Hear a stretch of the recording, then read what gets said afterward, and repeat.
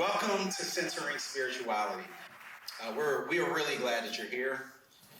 And first, I just want to thank you for coming out. Let's give yourselves a hand for coming out. Yeah. And part of the reason why I'm not just doing that to kind of pump up the crowd and the energy, but unfortunately, for reasons we're about to get into, it can often feel like the last place you can go to explore questions without feeling judgment about spiritual things is a church. So for some of you, it was a big risk coming here, and others even inviting those in your circle. And for that, we thank you. We created Soul Cafe to bring questions and to invite people to hear how we as a church should wrestle with some of those and invite you into dialogue. So after you hear from me, you'll get to hear from another dynamic speaker in Dr. Sarita Lyons. And then after that, we're going to have opportunity for dialogue.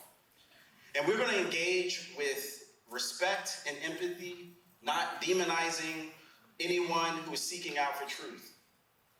And this is a perfect time for us to be having this conversation because in many ways, October represents the highlight of the calendar for the American tendency to commercialize everything. We start to see, who's seen Christmas ads and things out already, right? And we even do that with superstition. What was yesterday? Friday the 13th. And for many people, that represents this scary, spooky thing.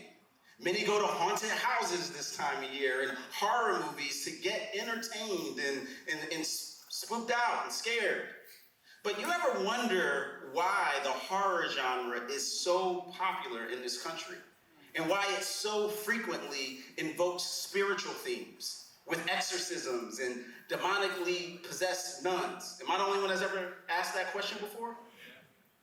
Well, here's why. It's because America is a haunted house. A house inhabited by a horrific past that has disembodied spirits. So any conversation about centering spirituality must begin with finding ourselves in the social location of where we are. You see, hauntings are based on superstitions, and the best way to center on spirituality is to confront the superstitions that we suffer. Because if we believe in things we don't understand, we suffer.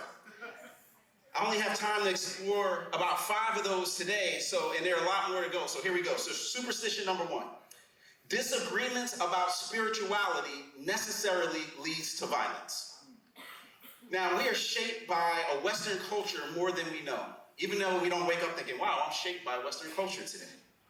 In the 1900s, what is often described as the modern age, the West, meaning Europe and the United States of America, was marked by a great confidence in the advancement of society based on science and technology and the discovery of knowledge. They called it the modern age. Then, like in movies like Oppenheimer that just came out and that reveals the same scientists that created the technologies that people were hoping would bring us into a utopia actually created the atomic bomb, the nuclear weapons, and the weapons that ended up causing the 2 wars that were responsible for more death and destruction than humanity had ever seen. And all of a sudden, people started to think, well, wait a minute, maybe what we thought was good is not so good. Maybe what we thought we know we didn't. And so a modern era is replaced by what we now describe as a postmodern era. And postmodernism rejects the idea that we can know anything for certain anymore. Doubt is seen as the highest truth, in part because of the history of violence associated with people who were being so sure about their beliefs. People often see religious conflicts as the source of human division and death, so maybe it's just better not to discuss what we disagree. Or at least to maybe think, well, we don't really have the disagreements, right? We all go into the same place, we just taking different paths up the same mountain. I had the opportunity to go to Singapore a few years ago. And Singapore is the most religiously diverse city in the country, in the world. I walked on streets in which there was a Buddhist temple, next to a mosque, next to a Hindu temple, next to a synagogue, next to a church on the same block. And the interesting thing about my time in Singapore, when I talked to people about their faith and belief, nobody tried to pretend like they all believed the same thing.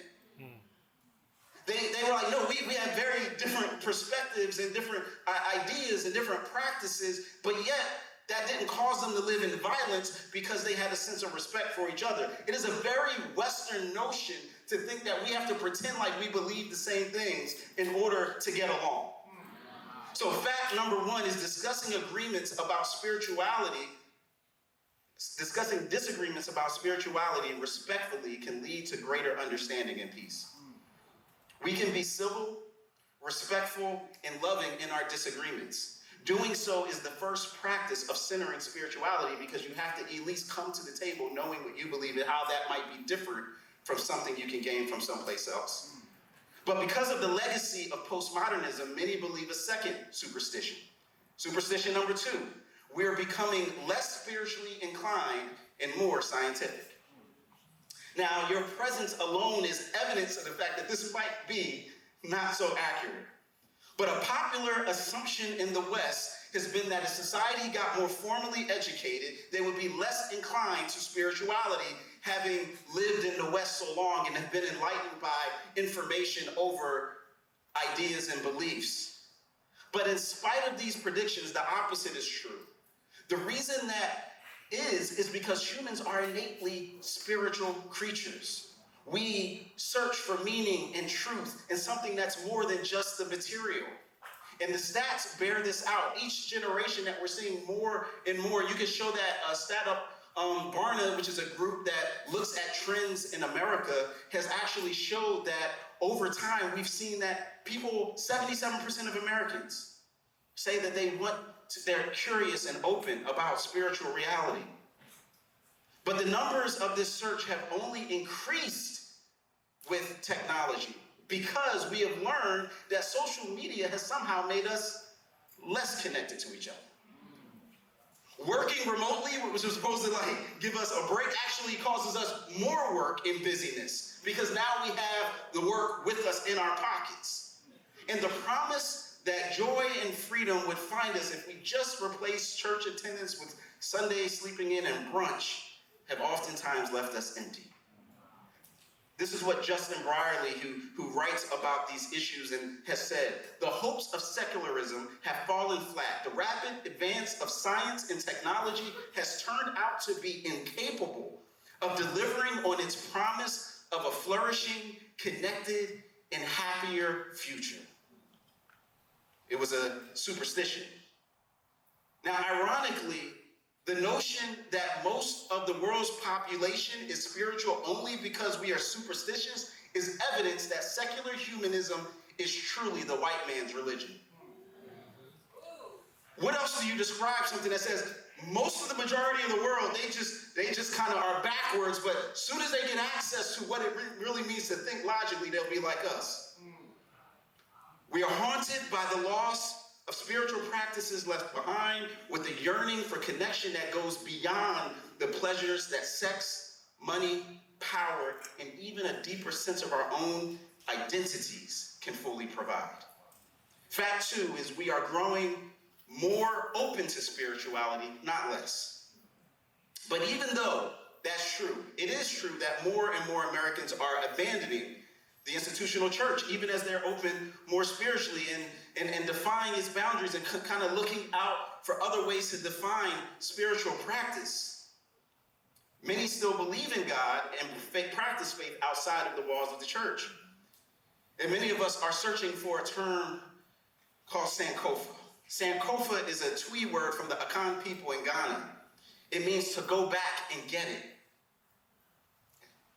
But what should we go back to? And what was actually lost? Well, that leads us to superstition number three. You can be spiritual, but not religious. Probably a lot of us have heard this one before. One of the most frequent phrases that I hear as a pastor when I tell people and I ask people what is their background, they say, I'm spiritual, but not religious. But what does that actually mean? Let's get into some definitions. When you look up some definitions, I looked up a bunch, and this is just kind of like where they kind of land. If you go to dictionary.com, spirituality, of or relating to the spirit or soul. Well, that's kind of helpful. As distinguished from the physical nature, a spiritual approach to life. So basically, thinking about things that are not the material world. Look at how religion is defined. The belief in and worship of a superhuman power or powers, especially a god or gods. Okay, this is what psychology today has said. Spirituality may mean different things to different people. For some, it primarily is about a belief in God and active participation in organized religion. For others, it's about non-religious experiences that help them get in touch with their spiritual selves through quiet reflection, time in nature, private prayer, yoga, or meditation. Sounds helpful on the surface until you start to dig deeper and look at the meaning of those words. Here's the problem. What does it mean to have a non-religious experience? Is yoga non-religious to a Hindu in India? Is meditation non-religious to a Buddhist in China? To a practitioner of African traditional religions, is time in nature not part of their practice? Because we are so haunted by the imposition of a Eurocentric version of spirituality expressed in European churches involving solemn liturgies and churches, we label practices, religion, and spirituality based on their relationship to them. So when people say I'm spiritual but not religious, it's actually, what they're really saying is I'm less like a European version of Christianity. It relies on that for its own self-definition. And this is part of the reason why New Age spirituality has often been even critiqued by indigenous peoples as cultural appropriation. You see people calling themselves shamans, breaking down the doors of the Congress, saying that they're somehow a spiritual leader. In contrast, John Mbiti, who is considered the premier African religion scholar in the 20th century, who himself was Igbo from Nigeria, says this: Africans are notoriously religious, and each people has its own religious system with a set of beliefs and practices. So when people say, well, I'm rejecting going to church because I'm embracing a practice from Nigeria and I'm spiritual, what are we actually saying? The issue is framed as spiritual versus religious, but what it really is about is a move to put more trust in ourselves for truth than outside of ourselves, and more trust in individuals and institutions. Fact number 3, we are all spiritual. Whatever we believe and practice is our religion, even if it is one that we create. Because religion basically is just the substance of which I express a sense of spirituality. That's all. Replacing Eurocentrism with your centrism is still religion. It's still religion. All right, gotta move. Superstition number 4. All paths lead to the same spiritual truth. The rejection of the idea of absolute truth is a trauma response to the myth that strong religious belief is what has led to the horrors that we see in the world. But the attempts to oversimplify various practices as essentially the same thing actually robs them of their dignity, and at the same time says that they really don't matter or mean anything. The oldest and last living of Jesus' original followers wrote this: Dear friends, do not believe every spirit, but test the spirits to see whether they are from God, because many false prophets have gone out into the world. Whether you're talking about Ishu, the Orisha in Europe are believed to be evil, or jinn in Arabic communities, or fairies in Europe, every culture discusses having the reality of evil and unclean spirits. When you pick up the phone to commune with someone through a medium, you don't know who's on the other line. You don't know what is going on. And so the universal truth in all religions is that there are good and evil spirits. Just as there are good spirits that can lead to light, there are bad ones that lead to darkness. So fact number 4 is that not all paths lead to the same place. But unfortunately and lastly, we can't really address best practices until we deal with the last and most prominent superstition that shapes them all. Superstition number 5, Christianity is Western, white, and warlike. We are haunted by the ghosts of the past. Americans' origin story is filled with violence, death, and the use of spiritually based claims to justify it. Right now, we are present in the ancestral lands of the Lenape indigenous people. They lived and thrived here for thousands of years before Columbus got lost on his way to India. But because of broken treaties, violence, and genocide, they're largely displaced, still around, but in much smaller number. Navajo scholar Mark Charles explained that the doctrine of discovery is what was used to justify this. I don't got time to break it all down, but this is what he says. Essentially, the doctrine of discovery was a church in Europe saying to the nations of Europe, whatever land you find that are not ruled by Christian rulers, those people are less than human, and the land you are taking is yours for the taking. The Native American insights about spirituality, being at one with the Creator, honoring the creation, rejected as demonic and pagan. But of course, we are also haunted by the solution that was enacted to cultivate all that stolen land, the transatlantic slave trade. 12 million enslaved people arriving between 16th century and the 19th century. Another 5 million died in the process. Those precious persons, mainly from West Africa, from places like Ghana, Nigeria, Cameroon, Benin, Togo, with all their diverse and dynamic beliefs and practices and leadership, oppressed. Anything associated with African spirituality, like the drum, the dance, ecstatic expression, veneration of ancestors, and the oral tradition was punished. White was defined as right, and white was defined as this distorted version of Christian. These are the spirits that haunt us, if we're honest. And if we Sankofa, go back and get it, we will see that many of the forms of searching for identity and spirituality are influenced by that past. I know because it's my story. You see, my name, Rasool, Amin, Akbar, Berry, is a reflection of my parents' search for that truth in the Nation of Islam. As I was growing up, Jesus was not an option. Church was a haunted house, haunted by colonialization and assimilation. Then I went to Africana Studies, went on to be an Africana Studies major at the University of Pennsylvania, and learned about Pan-Africanism, the movement which its perhaps greatest leader, Marcus Garvey. And Marcus Garvey would at one point address Parliament in the UK and listen to what he said. You have come into our homes, deceived us in every way under the guise of Christianity, but do not ever believe that I am not a Christian. I believe that Jesus died for me. I believe that God lives for me as for all men. And no condition you can impose on me by deceiving me about Christianity will cause me to doubt Jesus Christ and to doubt God. I shall never hold Christ or God responsible for the commercialization of Christianity by the heartless men who adopt it as the easiest means of fooling and robbing people out of their land and country. That's the father of Pan-Africanism.